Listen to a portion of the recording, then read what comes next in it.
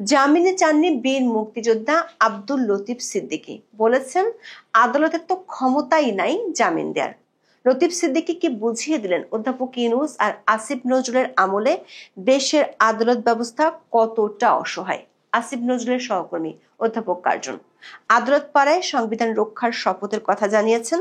এর অর্থ কি আসিফ নজরুলরা মুক্তিযুদ্ধের মাধ্যমে অর্জিত সংবিধানটিকে ছুঁড়ে ফেলে দিতে যাচ্ছেন? সাংবাদিক পান্না নিজের হাত করা দেখিয়ে প্রশ্ন করেছেন, মুক্তিযোদ্ধাদের পক্ষে বলা বা মুক্তিযোদ্ধাদের সঙ্গে কথা বলা কি সন্ত্রাসী কাজ? 28 আগস্ট থেকে এই প্রশ্ন শুধু সাংবাদিক পান্নারই নয়, দেশের সর্বস্তরের মানুষের, যারা বিশ্বাস করে 1971 সালের মহান মুক্তিযুদ্ধ এদেশের ভিত্তি, তাদের সবার। আর এই প্রশ্ন কাদেরকে করা হচ্ছে অধ্যাপক ইউনূসের সরকারকে, যাদের শাসনামলে মুক্তিযুদ্ধের স্মৃতিচিহ্নগুলো ধ্বংস করা হয়েছে, মুক্তিযোদ্ধার গলায় জুতার মালা পরানো হয়েছে এবং সবশেষ মুক্তিযোদ্ধাদের কি বলছে, তারা মুক্তিযুদ্ধের ইতিহাস মুছে ফেলার ষড়যন্ত্র করছে। অধ্যাপক ইউনূস ও তার মিত্ররা এমন নতুন বন্দোবস্তের বাংলাদেশে নিজেদের প্রশ্রয়ে গড়ে তুলেছে মব বাহিনী। যারা মবের শিকার হচ্ছেন তারা যাচ্ছেন জেলে, পড়ানো হচ্ছে হাতকড়া। পরিস্থিতি এখন এমন দাঁড়িয়েছে, মুক্তিযুদ্ধের পক্ষে যে শক্তিটি জুলাই আন্দোলনের সমর্থক, তাদেরকেও জেলে ভরা হচ্ছে। ঢাকা রিপোর্টার্স ইউনিটি থেকে যাদের গ্রেপ্তার করা হলো, তাদের অনেকেই ছিলেন জুলাই আন্দোলনের সমর্থক। এর অর্থ হলো দেশের কেউ আর নিরাপদ নন। মব সন্ত্রাসের বিরোধিতা এবং মুক্তিযুদ্ধের পক্ষে দাঁড়ালে রেহাই পাবে না জুলাইয়ের মিত্ররাও। প্রশ্ন হলো, এ থেকে কি বার্তা দিচ্ছে সরকার? এ ঘটনা কি সরকারের শক্তির প্রমাণ দিচ্ছে, নাকি নড়বড়ে ভিত্তির আতঙ্ক থেকে আরো বেসামাল হয়ে পড়ছে তারা? মিত্রদের সঙ্গেও অবিশ্বাসের সম্পর্ক তৈরি এবং মবের শক্তির উপর নির্ভর করে কতদিন চলতে পারবেন doctor Mohammad Yunus?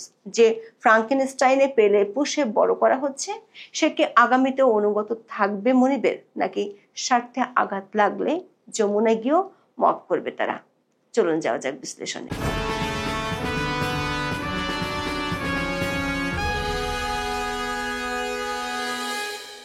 Dhaka reporters unity মিলনায়তনে 28 আগস্ট মঞ্চ 71-এর গোল টেবিল অনুষ্ঠান পণ্ড হয় মবের তাণ্ডবে। এরপর সেখান থেকে মুক্তিযোদ্ধা লতিফ সিদ্দিকী, অধ্যাপক হাফিজুর রহমান কার্জন, সাংবাদিক মঞ্জুর আলম পান্না সহ 16 জনকে ডিবি কার্যালয়ে নিয়ে যায় পুলিশ। রাতে গ্রেপ্তার দেখানো হয় সন্ত্রাস বিরোধী আইনের মামলায়। শাহবাগ থানার এসআই মোহাম্মদ আমিরুল ইসলাম মামলা করেন তাদের বিরুদ্ধে। দর্শক, মামলার এজাহারটি আমরা বিশ্লেষণ করে দেখেছি। সেখানে বেশ কিছু মিথ্যা ও ভুল তথ্য দেয়া হয়েছে। এজাহারে বলা হয়েছে, শাহবাগ থানার এসআই মোহাম্মদ আমিরুল ইসলাম তার সঙ্গীয় ফোর্স সহ থানা এলাকায় টহলরত অবস্থায় বেতারের মাধ্যমে একটি গোল টেবিল বৈঠকে আইন শৃঙ্খলা বিঘ্নিত হওয়ার খবর পান। দ্রুত ঘটনাস্থলে পৌঁছে পুলিশ দেখতে পায় কিছু লোক ঢাকা রিপোর্টার্স ইউনিটির অডিটোরিয়ামের ভিতরে থাকা কয়েকজনকে ঘিরে ধরে আওয়ামী ফ্যাসিস্ট স্লোগান দিচ্ছে এবং সাবেক মন্ত্রী ও মুক্তিযোদ্ধা আব্দুল লতিফ সিদ্দিকী বক্তব্য দিচ্ছিলেন। অথচ সামাজিক মাধ্যমে ছড়িয়ে পড়া ভিডিওতে দেখা গেছে ঢাকা বিশ্ববিদ্যালয়ের আইন বিভাগের অধ্যাপক হাফিজুর রহমান কার্জনের বক্তব্য শেষ হওয়ার পরে একদল মব মঞ্চ 71-এর অনুষ্ঠানে গিয়ে হামলা চালায়। তারপর আর কেউ বক্তব্য দিতে পারেনি। বিবিসি বাংলা ও দৈনিক প্রথম আলোর খবরেও একই কথা বলা হয়েছে। বিবিসি বাংলা কথা বলেছেন সাবেক সচিব আবু আলম শহীদ খানের সাথে, যিনি ওই অনুষ্ঠানে ছিলেন। বিবিসি বাংলাকে জনাব আবু আলম শহীদ বলেছেন, অধ্যাপক কার্জনের বক্তব্য শেষ হবার পরপরই হঠাৎ করে গেটের দিকে হইচই শুনতে পান। বেরিয়ে এসে দেখতে পান কয়েকজন মানুষ চিৎকার করে বলছে, এখানে আওয়ামী লীগ, ছাত্রলীগ, ফ্যাসিবাদের দোসর আছে। এই সময় মিস্টার খান তাদের সঙ্গে কথা বলার চেষ্টা করলেও তারা একই দাবি তুলে কক্ষটিতে তালা মারার চেষ্টা করেন বলে জানান তিনি। পরে তা না করে 20-25 জন সেখানে ঢুকে পড়েন। ঘটনাস্থলে উপস্থিত এক সাংবাদিক বিবিসিকে জানিয়েছেন, হেনস্থাকারীরা সেখানে ঢুকি লতিফ সিদ্দিকীকে ঘেরাও করে কুরুচিপূর্ণ স্লোগান দিতে থাকেন। এ সময় ধারণ করা বেশ কিছু ভিডিওতে দেখা গেছে পেছন থেকে একজন তাকে ধাক্কাও দেন। পুলিশ এজাহারে উল্লেখ করা হয়েছে, 5 আগস্ট মঞ্চ 71 নামে একটি সংগঠনের আত্মপ্রকাশ ঘটেছে, যার উদ্দেশ্য হলো মুক্তিযুদ্ধের ইতিহাস বিকৃতি ঠেকানো। সেই সংগঠনের পক্ষ থেকে এই গোল টেবিল বৈঠকের আয়োজন করা হয়েছিল। দর্শক, এই মঞ্চ ৭১-এর আহ্বায়ক হলেন অধ্যাপক আব্দুল্লাহ আল মাহমুদ ও সুপ্রিম কোর্টের জ্যেষ্ঠ আইনজীবী জিরাই খান পান্না, দুজনেই মুক্তিযোদ্ধা। আল মাহমুদ মুক্তিযুদ্ধে অসামান্য অবদানের জন্য বীর প্রতীক উপাধি পেয়েছেন। দর্শক, এদেশের স্বাধীনতা যুদ্ধের ইতিহাসে টাঙ্গাইলের একটি পরিবারের নাম খুব ভালোভাবে জড়িয়ে আছে, সেটি হলো সিদ্দিকী পরিবার। এই পরিবারের সব ভাই মুক্তিযোদ্ধা। এই পরিবারের কাদের সিদ্দিকী বীর উত্তম খেতাবে ভূষিত, বড় ভাই আব্দুল লতিফ সিদ্দিকীও মুক্তিযোদ্ধা। বহু বছর আগে অধ্যাপক হুমায়ুন আজাদ বলেছিলেন, পাকিস্তান ভাঙ্গার অপরাধে এদেশে একদিন মুক্তিযোদ্ধাদের ফাঁসিতে ঝুলিয়ে মৃত্যুদণ্ড প্রদান করা হবে। পুলিশের এই এজাহার কি তারই শুরু? না হলে মুক্তিযোদ্ধাদের বিরুদ্ধে সন্ত্রাসবাদের অভিযোগ কেন? পুলিশের এজাহারে বলা হয়েছে, লতিফ সিদ্দিকী মঞ্চ ৭১-এর ব্যানারকে পুঁজি করে প্রকৃতপক্ষে সশস্ত্র সংগ্রামের মাধ্যমে দেশ অস্থিতিশীল করতে চেয়েছেন।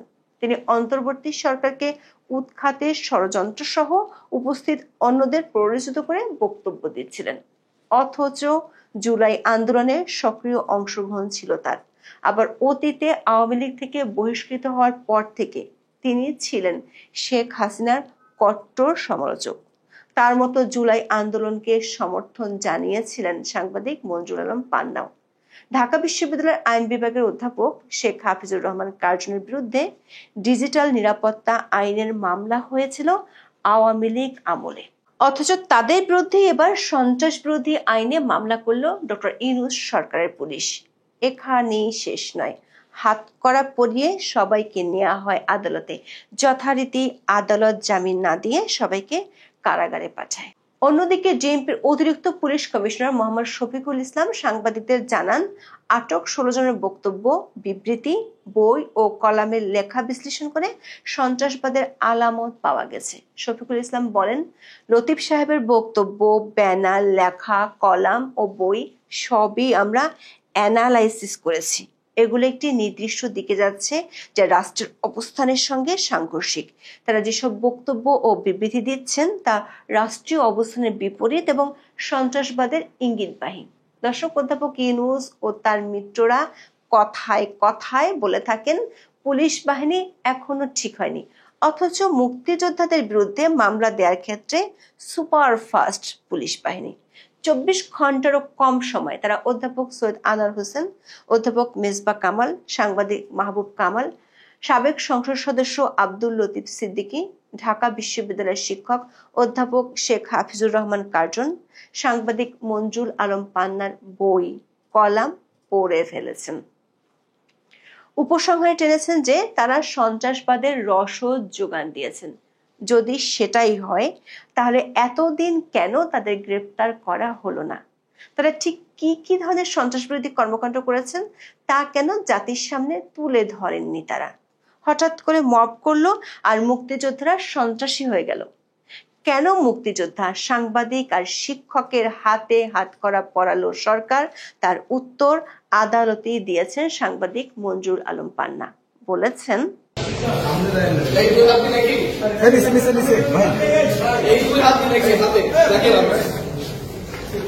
মানুষ কি লিখবে, সাংবাদিকরা কি লিখবে, কার পক্ষে লিখবে সাংবাদিকরা? পুরোটা তারা কার পক্ষে সাংবাদিকরা? সন্ত্রাসের বিরুদ্ধে বলি, দুর্নীতির বিরুদ্ধে এই হাত। আপনাদের বিরুদ্ধে যে অভিযোগ, এটা কতটা সত্য? আপনাদের মনে হয় যে আমরা সন্ত্রাস করতে পারি? মুক্তিযুদ্ধের পক্ষে কথা বলা, মুক্তিযোদ্ধাদের সাথে কথা বলা, এগুলো সন্ত্রাস করা? দেশের সূর্য সন্তানরা এদেশের জন্য এই দেশ স্বাধীন করেছে, তাদের সঙ্গে থাকা সন্ত্রাস করা, এটা আপনাদের মনে হয়? এই প্রশ্ন আপনারা করছেন যে আমরা কতটুকু সন্ত্রাস করেছি?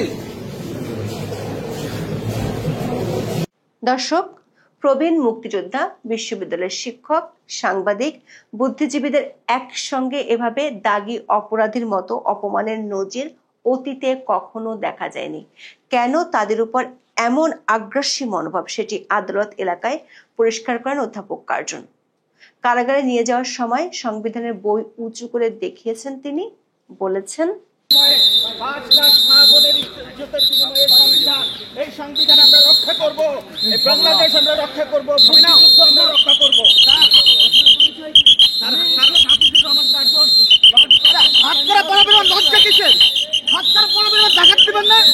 অধ্যাপক কার্জন অভিযোগ করেছেন দেশ এখন পাকিস্তানপন্থীদের হাতে। ঢাকা বিশ্ববিদ্যালয়ের আইন বিভাগের অধ্যাপক আদালতের কার্ড করাতেও ছিলেন অদম্য। বিচারকের উদ্দেশ্যে বলেন, আমরা ভিকটিম, এর প্রতিকার চাই, আমাদের এখনই রিলিজ দিবেন। আমাদের যেভাবে হেনস্থা করা হয়েছে 5 কোটি টাকার ক্ষতিপূরণ চাই, আর এখনই জামিন দেবেন। আমরা কারো কোনো দলীয় লোক নই। তবে এই মামলার আসামিদের জামিন না পাওয়ার বিষয়টি অপ্রত্যাশিত কোনো ঘটনা ছিল না। গত 1 বছরে এমন দৃশ্যই স্বাভাবিক হয়ে উঠেছে। এই কারণে আদালতের কাছে জামিনও চাননি মুক্তিযোদ্ধা আব্দুল লতিফ সিদ্দিকী। আদালতে পুরো সময় ছিলেন হাসি মুখে। তবে তার পক্ষের আইনজীবীরা ওকালতনামায় স্বাক্ষর নিতে গেলে তিনি ফিরিয়ে দেন। পরে তার পক্ষের আইনজীবী সাংবাদিকদের জানান, ওকালতনামায় সই নিতে গেলে লতিফ সিদ্দিকী বলেন, যে আদালতের জামিন দেওয়ার ক্ষমতা নেই তার কাছে কেন জামিন চাইবো, এজন্য ওকালতনামায় সই করবেন না, জামিনও চাইবেন না। 71-এর বীর মুক্তিযোদ্ধার এমন অবস্থান থেকে আরো একবার স্পষ্ট হলো বর্তমান সময়ের বিচার ব্যবস্থার উপর মানুষের ভয়াবহ আস্থাহীনতা। আইনের শাসন প্রতিষ্ঠার কথা বলা অন্তর্বর্তী সরকারের ফাঁকা বলিও পরিষ্কার হলো।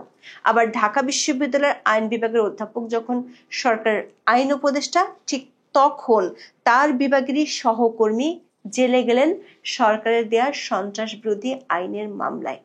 জেলে পাঠানোর আগে কাঠগড়ায় দাঁড়িয়ে তিনি উচ্চকণ্ঠে জানিয়ে গেলেন নাগরিকের সাংবিধানিক অধিকার লঙ্ঘনের তথ্য। হাফিজুর রহমান কার্জন বলেন, আমাদের মানবাধিকার লঙ্ঘন করা হয়েছে। সংবিধানের আর্টিকেল 33-তে বলা আছে, অ্যারেস্ট করার 24 ঘন্টার মধ্যে আদালতে উপস্থিত থাকতে হবে, নিজেদের আইনজীবী নিয়োগের সুযোগ দিতে হবে, সঙ্গে সঙ্গে আইনজীবীকে জানাতে হবে। সংবিধানে যে সুযোগ সুবিধা পাওয়ার কথা তা দেওয়া হয়নি। আমরা ভিকটিম, অথচ যারা অপরাধী তাদের গ্রেপ্তার না করে আমাদের গ্রেপ্তার করা হয়েছে। দর্শক, এই 16 জনের বিরুদ্ধে পুলিশের মামলা থেকে সরকার অবস্থান পরিষ্কার। আবার আদালতে রাষ্ট্রপক্ষের আইনজীবীর তর্জন গর্জন থেকেও বোঝা যাচ্ছে ভয়াবহ এক প্রতিহিংসায় আচ্ছন্ন সরকার। কাঠগড়ায় অধ্যাপক কার্জন কথা বলার সময় তাকে চোর বাটপার বলতেও ছাড়েনি রাষ্ট্রপক্ষ। আইনজীবী কায়ুম হোসেন নয়ন বলেন, এরা 17 বছর ফ্যাসিস্টের সুবিধাভোগী, এখন আদালতে এসে আঙুল উঠিয়ে কথা বলে, এরা চোর বাটপার। সাংবাদিক মঞ্জুর আলম পান্না এর প্রতিবাদ করলে তাকেও পড়তে হয় তোপের মুখে। প্রশ্ন হলো, একের পর এক প্রতিহিংসার এমন নজির কেন তৈরি করছে সরকার? মবের উপর ভর করে এখন জুলাই আন্দোলনের সমর্থকদেরও হরে দরে ফ্যাসিস্টের দোসর ট্যাগ দেওয়া হচ্ছে। নির্বিচারে সবাইকে জেলে পাঠিয়ে নিজের ক্ষমতা কতটা সংহত করতে পারছে ডক্টর মোহাম্মদ ইউনূসের সরকার? এর জবাব কিছুটা পাওয়া যাচ্ছে সরকারের মিত্রদের উদ্বেগ থেকে। সাংবাদিক ডেভিড বার্গম্যান কঠোর সমালোচনা করে পোস্ট দিয়েছেন ফেসবুকে। তিনি লেখেন, এই ঘটনা থেকে সরকার বা দেশ কেউ উপকৃত হবে না। অন্তর্বর্তী সরকার বা পুলিশের ভিতরে কে বা কারা এমন কাজে উৎসাহ দিচ্ছেন তা নিয়েও প্রশ্ন তোলেন বার্গম্যান বলেছেন, লতিফ সিদ্দিকীদের বিরুদ্ধে আনা অভিযোগ শুধু হাস্যকর নয়, সরাসরি রাষ্ট্রীয় মিথ্যাচার। বার্গম্যানের আশঙ্কা, এসব ঘটনা মুক্তিযুদ্ধের বিরুদ্ধে সরকার অবস্থানের ধারণাকে আরো শক্তিশালী করতে পারে। এমনকি এ ধরনের নিপীড়ন মমক্রেসিকে আরো সাহসী করতেও ভূমিকা রাখবে। এর পেছনে জাতীয় নির্বাচন ভণ্ডুল করতে আগ্রহীদের হাত থাকতে পারে বলেও আশঙ্কা করেন ডেভিড বার্গম্যান। দর্শক, মুক্তিযোদ্ধা বুদ্ধিজীবীদের উপর মব হামলা করে তাদেরই উল্টো জেলে পাঠানোর ঘটনায় আন্তর্জাতিক অঙ্গনে বড় ধরনের ভাবমূর্তি সংকটে পড়েছে ডক্টর ইউনূসের সরকার। প্রশ্ন হলো, প্রধান উপদেষ্টার যারা পারিষদ তারাও কি অন্ধ কানাগুলি তৈরি করছে ডক্টর ইউনূসের জন্য? তারা কি এমন এক চক্র তৈরি করতে চান যা থেকে চাইলেও বের হওয়া অসম্ভব? এমন এক দানবকে তারা বড় করে তুলেছেন যার কাছে অসহায় আত্মসমর্পণ করে টিকে থাকতে হবে ডক্টর ইউনূসকে। এখন এই পর্যন্ত। সবাই ভালো থাকুন, সুস্থ থাকুন, নিরাপদে থাকুন। দেখা হবে আগামী পর্বে।